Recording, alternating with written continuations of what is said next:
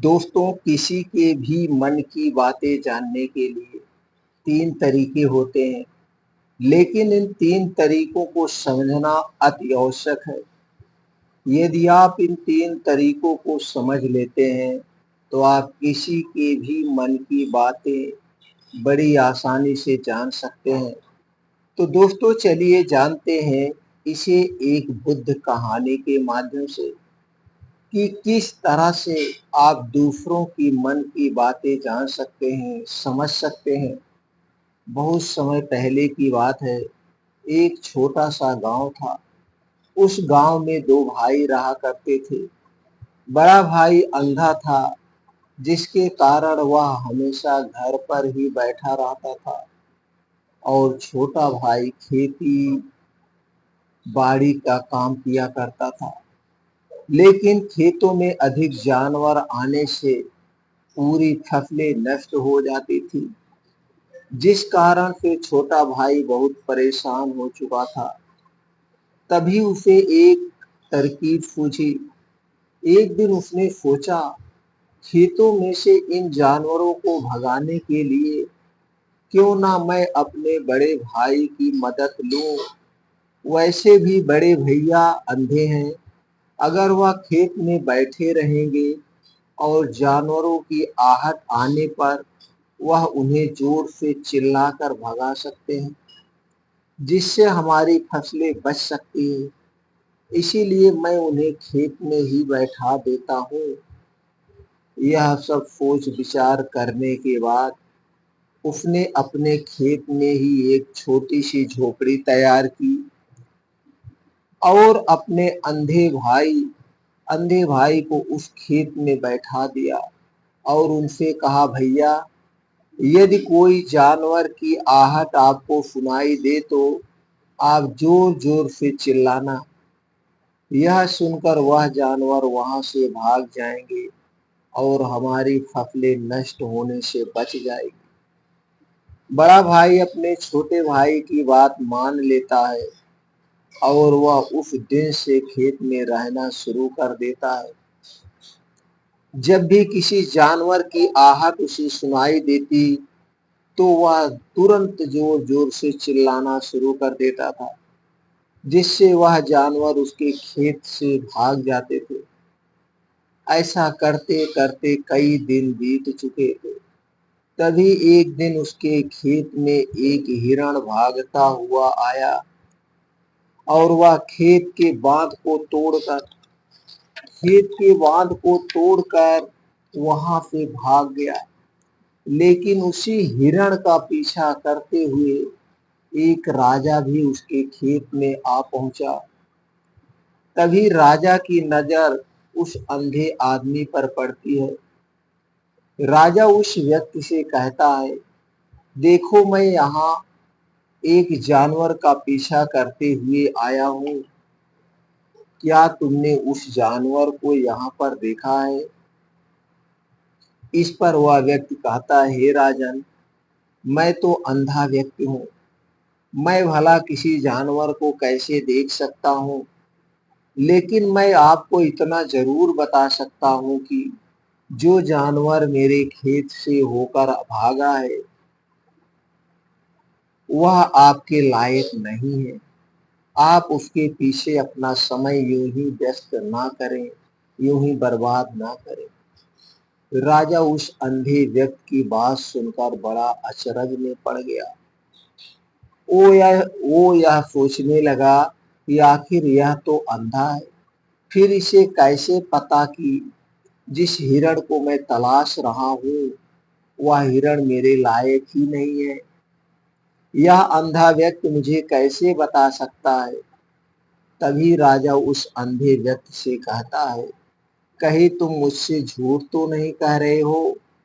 एक तरफ तुम ये कहते हो कि तुम अंधे हो और दूसरी तरफ तुम यह भी कह रहे हो कि जो जानवर यहाँ से भागा है वह मेरे लायक नहीं है। इस पर वह अंधा व्यक्ति कहता है, हे राजन, जिसे आप एक हिरण समझ रहे हैं, वह असल में एक हिरण नहीं है, बल्कि वह एक हिरणी है। और वह भी गर्भवती है। और जहां तक मुझे मालूम है, मैंने कभी भी किसी राजा को किसी गर्भवती हिरणी का शिकार करते हुए नहीं सुना। और इसी कारण मैं आपसे यह कह रहा हूं कि वह आपके लायक नहीं है। आप उसके पीछे अपना कीमती समय व्यर्थ ना करें। यह सुनकर राजा और भी अचरज में पड़ गया। वो यह सोचने लगा कि आखिर यह अंधा आदमी यह कैसे जान सकता है कि वह हिरनी है और गर्भवती है। राजा कुछ देर के लिए सोच में पड़ गया। सोच विचार करने के बाद अपने सेनापति से कहता है, सेनापति जी, मुझे वो जानवर जिंदा चाहिए, क्योंकि मुझे यह पता करना है क्या वह हिरनी है और क्या वह गर्भवती है।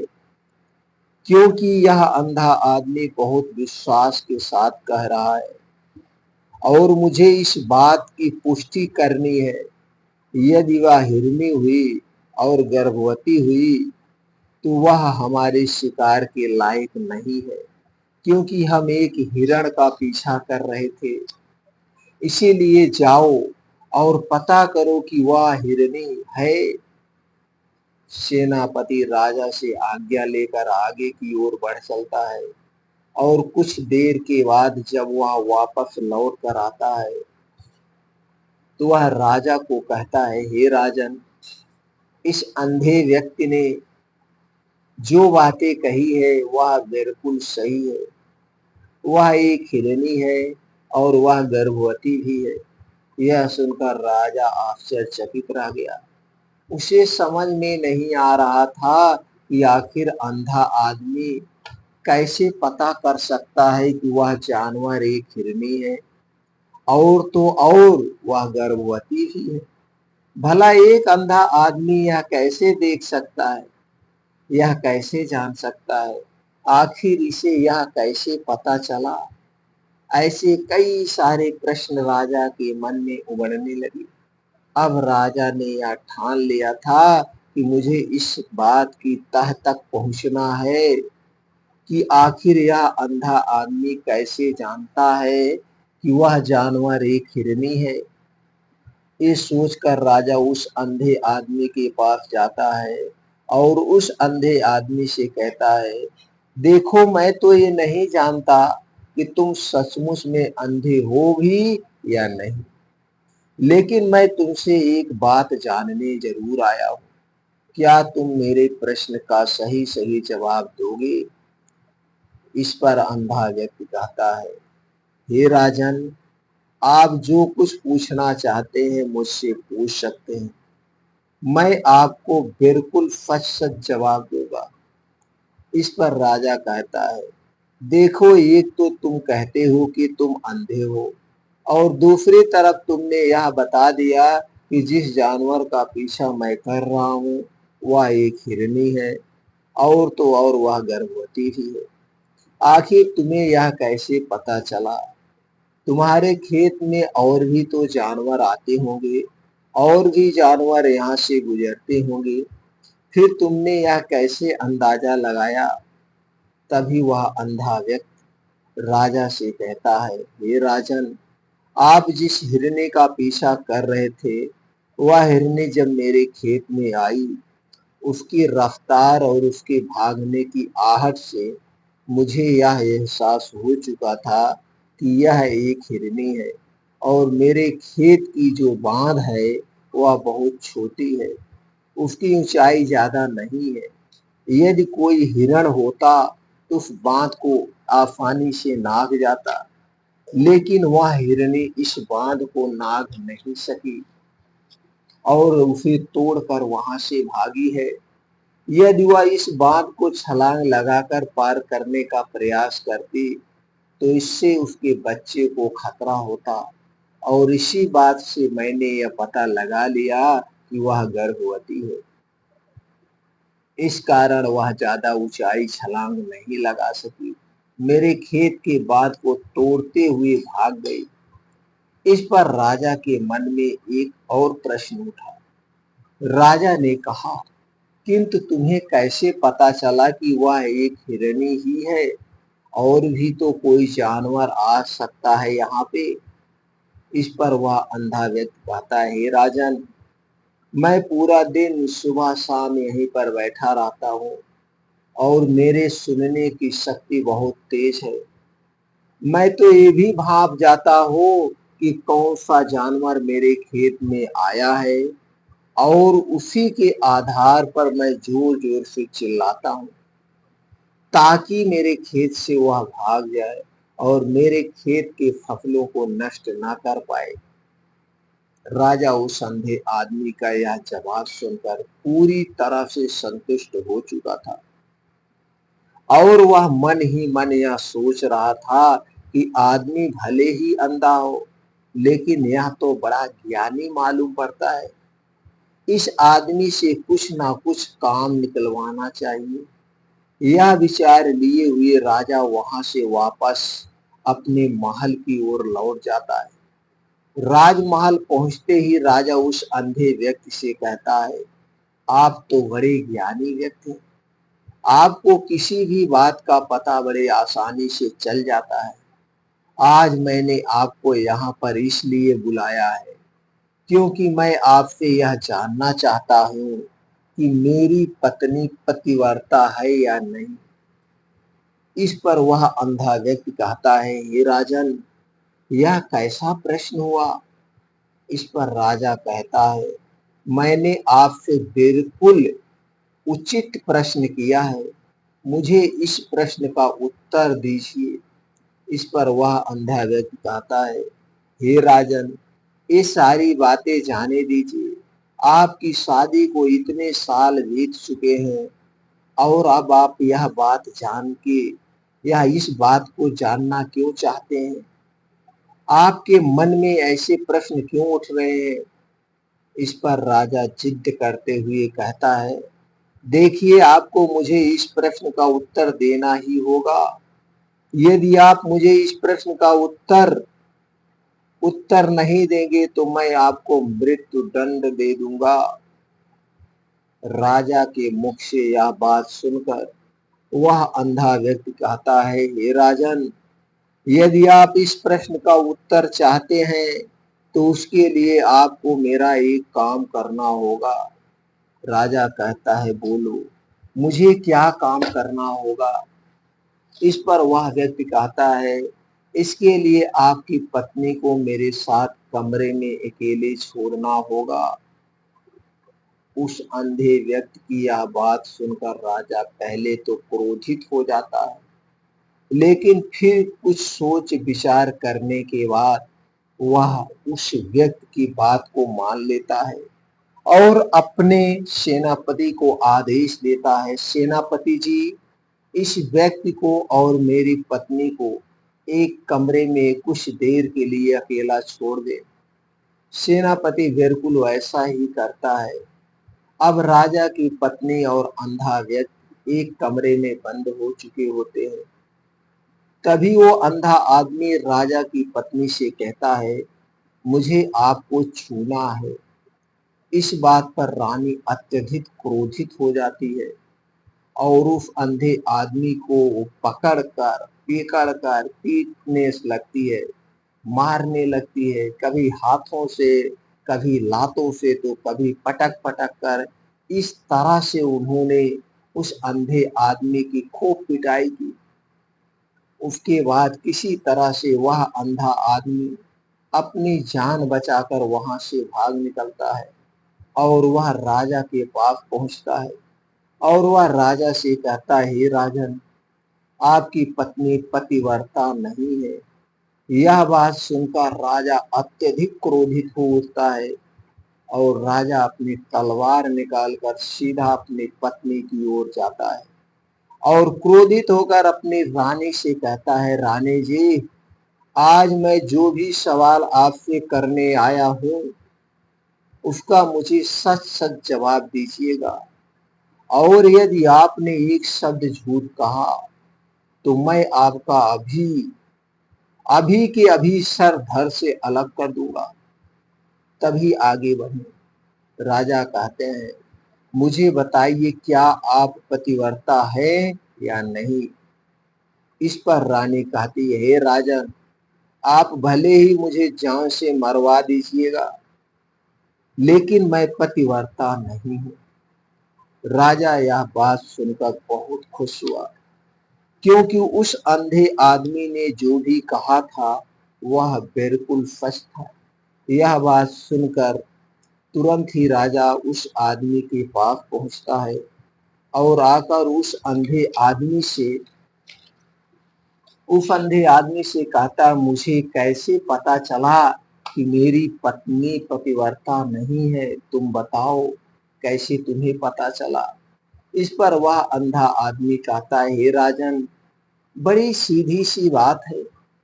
मैंने तो आपकी पत्नी से बस इतना ही कहा था कि मुझे आपको छूना है, और इस बात पर वह इतना क्रोधित हो थे कि उन्होंने गुस्से में आकर लात घूंसों से पीटना शुरू कर दिया। और भला कोई औरत किसी और मर्द को कैसे छू सकती है? लेकिन उन्होंने ना आव देखा ना ताव देखा, बस लात घूंसे मुझ पर बरसाने शुरू कर दिए। वह भी तो एक छूना ही हुआ, और एक पतिव्रता नारी कभी भी पराये मर्द को नहीं छूती है। जब मैंने उसे छूने के लिए कहा था तो वह उस वक्त मुझे मना कर सकती थी, लेकिन उन्होंने तो मुझे पीटना ही शुरू कर दिया, और देखते ही देखते उन्होंने पूरे शरीर को छू लिया। अब आप ही बताइए, ऐसी स्त्री भला पतिव्रता कैसे हो सकती है? इस पर राजा कहता है, तुम तो बड़े ज्ञानी मालूम पड़ते हो। अच्छा ठीक है, चलो तुम मेरे एक और प्रश्न का जवाब दो। यदि तुमने मुझे इस प्रश्न का सही सही जवाब दे दिया तो मैं तुम्हें यहाँ से जाने दूंगा। आगे राजा उस अंधे आदमी से कहता है, तुम मुझे यह बताओ कि क्या मैं सच में अपने पिता का ही बेटा हूँ या फिर किसी और का। इस पर वह अंधा व्यक्ति कहता है, हे राजन, इस बात से आपका क्या लेना देना है? आप किसी की भी औलाद हो, आखिर आप हैं तो इस राज्य के राजा, इसलिए इस प्रश्न को जाने दीजिए। लेकिन राजा कहता है, नहीं नहीं, मुझे इस प्रश्न का सही सही जवाब दीजिए, अन्यथा यह प्रश्न मुझे हमेशा परेशान करता रहेगा, इसलिए मैं इसका सही सही जवाब जानना चाहता हूँ। यदि तुम इसका सही सही जवाब दे देते हो तो तुम यहाँ से जा सकते हो, मैं तुम्हें नहीं रोकूंगा। इस पर वह अंधा आदमी कहता है, हे राजन, इसके लिए तो मुझे आपके माँ के पास भी जाने की कोई आवश्यकता नहीं है। मैं आपको अभी अभी बता सकता हूँ कि आप किसकी औलाद हैं, लेकिन उससे पहले मैं चाहता हूँ कि आप मुझसे एक वादा करें कि आप मुझ पर क्रोध नहीं करेंगे। राजा ने कहा, मैं तुमसे वादा करता हूँ, मैं तुम पर क्रोध नहीं करूंगा। इसके बाद वह अंधा आदमी राजा से कहता है, हे राजन, आप हैं तो अपने ही पिता के पुत्र, आप हैं तो अपने ही पिता के पुत्र, लेकिन आप पर एक कंजूस सेठ की छाया पड़ी हुई है। यह सुन राजा बहुत क्रोधित हो उठा और वह तुरंत तलवार निकालकर अपनी माँ के पास जा पहुंचा। वह वहां पर पहुंचने के बाद अपनी माँ से कहता है, माँ, मुझे सच सच बताइए, क्या मैं अपने ही पिता का पुत्र हूँ या नहीं? यदि आपने मुझे सही सही नहीं बताया तो मैं यहीं पर अपने प्राण को त्याग दूंगा। मुझे बताओ माँ, क्या सच है? इस पर उस राजा की माँ कहती है, बेटा बेटा, तू है तो अपने ही पिता का पुत्र, लेकिन तुम्हारे ऊपर एक कंजूस सेठ की छाया पड़ी हुई है। जब मैं एक बार नहाने के बाद अपना मुंह आईने में देख रही थी, तभी उस कांच के पीछे एक कंजूस सेठ नजर आता है, और उसी की छाया तुम पर पड़ चुकी है। यह सुन राजा बहुत खुश हो जाता है और वह तुरंत दौड़ा दौड़ा वापस उस अंधे आदमी के पास पहुंचता है और उस अंधे आदमी से कहता है, तुम्हें यह कैसे पता चला कि मुझ पर एक कंजूस सेठ की छाया पड़ी हुई है? इस पर वह आदमी कहता है, हे राजन, आपने मुझसे कई सारे सवाल पूछे जिनका जवाब मैंने आपको सही सही दिया। यदि यदि कोई और राजा होता तो मुझे इसके बदले में ढेरों सारे इनाम दे चुका होता, लेकिन अब तक आपने एक फूटी कौड़ी तक नहीं दी है। इस बात से ही मैंने अंदाजा लगा लिया था कि आप बहुत कंजूस हैं। यह बात सुनकर राजा जोर जोर से हंसने लगा और कहता है कि आप जो भी मांगोगे वह मैं आपको अवश्य दूंगा, लेकिन मुझे यह बताओ कि तुम्हें कैसे पता चल जाता है कि कौन सी बात सही है और कौन सी बात गलत है? तुम किसी भी बात का इतना सटीक और सही जवाब कैसे दे पाते हो? इस पर वह अंधा आदमी कहता है, हे राजन, मैं तो वैसे ही अंधा हूँ। यदि मेरी आंखें होती तो मैं किसी किसी भी की मन की बातें बड़ी सरलता से जान लेता। मन की एक भाषा होती है और यह भाषा मनुष्य के शरीर के व्यवहार के रूप में देखी जा सकती है। उसकी आंखों से, उसके ओठों से, उसके काम करने के तरीके से, उसकी क्रियाओं से पता किया जा सकता है कि उसके मन में क्या चल रहा है। उसके आधार पर हम किसी के भी मन की बातें जान सकते हैं। लेकिन मैं तो अंधा हूँ, मैं देख नहीं सकता, इसीलिए मैं क्रियाओं से देखता हूँ। यदि मुझे यदि मुझे कोई बात जाननी हो तो अगले आदमी को कुछ काम देना पड़ता है, जिस पर वह व्यक्ति किस प्रकार काम करता है, किस तरीके से इस काम को करता है, उसके आधार पर ही मैं यह पता कर पाता हूँ कि उसके मन में क्या चल रहा है। तभी वह राजा कहता है, तो क्या इसका अर्थ यह हुआ कि मैं भी किसी के मन की बातें जान सकता हूँ? इस पर वह अंधा आदमी कहता है, हे राजन, अवश्य आप भी किसी भी व्यक्ति के मन की बातें जान सकते हैं, किंतु उसके पहले आपको अपने ऊपर काम करना होगा और वह काम है अपने मन को शांत कर, अपने मन को वर्तमान में लाना, जिसके लिए मैं आज आपको 3 तरीके बताने वाला हूँ। और ये तीनों ही तरीके बड़े आसान और सरल हैं। किंतु हे राजन, उससे पहले आपको एक काम करना होगा, अपने मन को एकाग्र करना होगा। जब हम अपने मन को एकाग्र करते हैं, अपने मन को वर्तमान में लाते हैं, तो हम दूसरे के मन की बात जान सकते हैं, क्योंकि वह आदमी अभी भी अपने मन में वर्तमान में ही सोच रहा है और हमें भी अपने मन को वर्तमान में ही लाना होगा, तभी हम उसके मन की बातें जान सकते हैं। यदि हम अतीत में हुई घटनाओं के बारे में सोच रहे हैं तो वह जो अगला आदमी वर्तमान में सोच रहा है, वर्तमान में अपने बात कर रहा है, तो वह कैसे जान पाएंगे, क्योंकि हम तो अतीत की घटनाओं में डूबे हुए हैं। इसीलिए किसी के भी मन की बातें जानने के लिए सबसे पहले हमें हमारे मन को एकाग्र करना होगा, अपने मन को एकाग्र करना होगा, उसे वर्तमान में लाना होगा। आगे वह व्यक्ति राजा से कहता है, हे राजन, जो 3 तरीके हैं मैं आपको बताने वाला हूँ। इन 3 तरीकों से बड़ी आसानी से किसी के भी मन की बातें आप जान सकते हैं। उसके बाद वह अंधा आदमी राजा से कहता है, हे राजन, जो सबसे पहला तरीका है वह है आंखों पर ध्यान देना। किसी व्यक्ति से बात करते वक्त उसकी आंखों में देखना, उसकी आंखों पर ध्यान देना जो सबसे ज्यादा जरूरी है, क्योंकि आंखें बोलती नहीं है पर बहुत कुछ कह जाती हैं।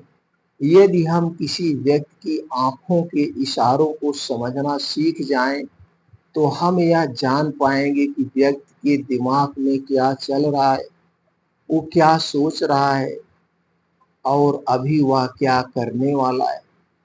मेरे पास आंखें नहीं हैं, लेकिन मैंने अपने गुरु से यह विद्या सीखी है, क्योंकि बहुत सालों पहले मेरे पास आंखें थी, तब मेरी आंखें खराब नहीं हुई थी और मैं उस वक्त लोगों की मन की बातें केवल उनकी आंखों से ही जान लेता था।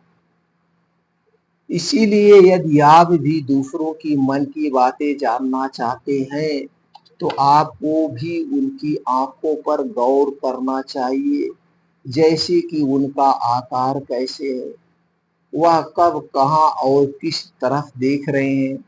यदि उसकी आंखें यहाँ वहाँ घूम रही हैं जब आप उससे बातें कर रहे हैं, तो वहां पर वह इधर उधर मोड़ रहा है, तो कभी ऊपर तो कभी नीचे, कभी आसपास, या फिर उसकी आंखें खुश नजर आ रही हैं, या फिर आंखें निराश नजर आ रही हैं, जैसे कि चोर होता है।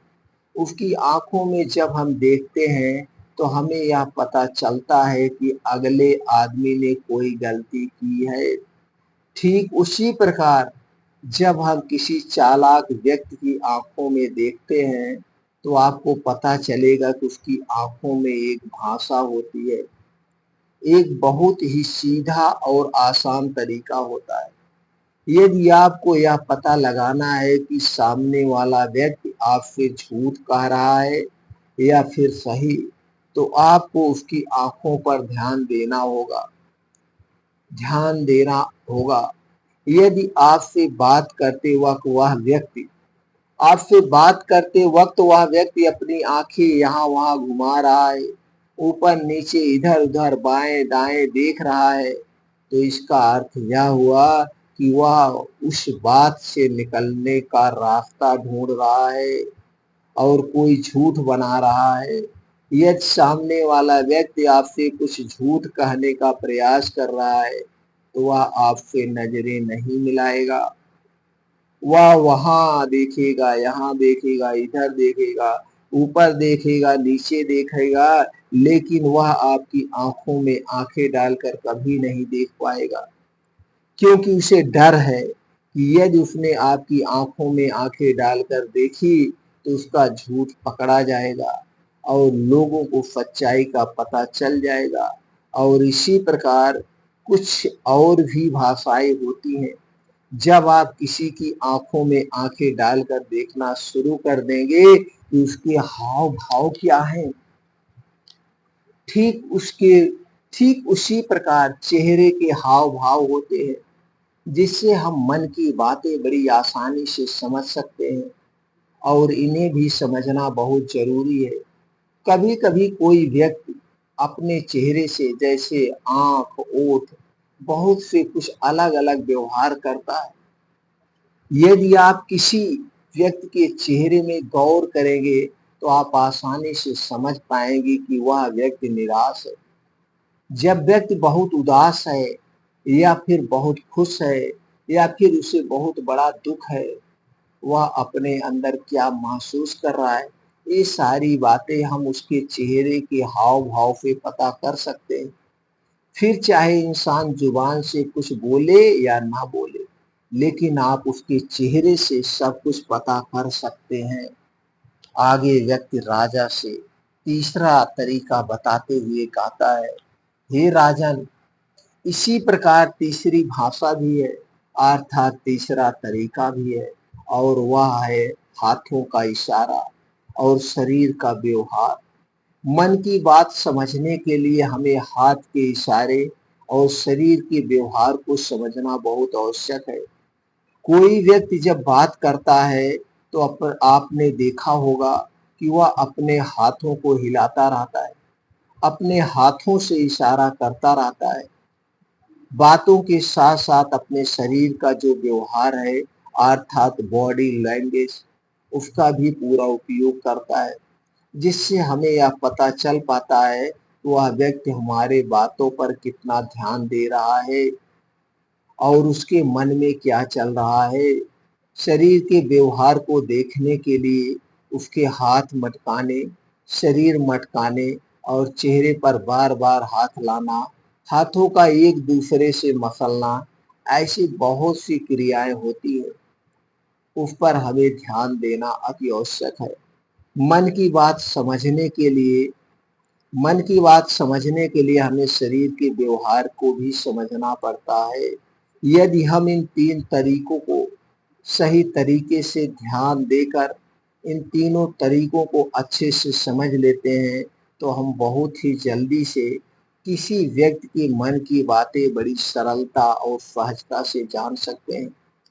इसीलिए यदि आपको किसी के मन की बातें जाननी है, तो आपको उसकी आँखों पर, उसके चेहरे पर उसके शरीर के हाव-भाव को और उसके हाथों को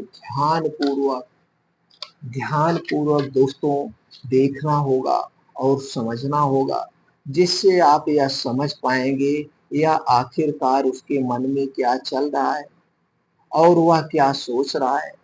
लेकिन उससे पहले आपको अपने मन को एकाग्र करना होगा, शांत करना होगा और अपने मन को वर्तमान में लाना होगा।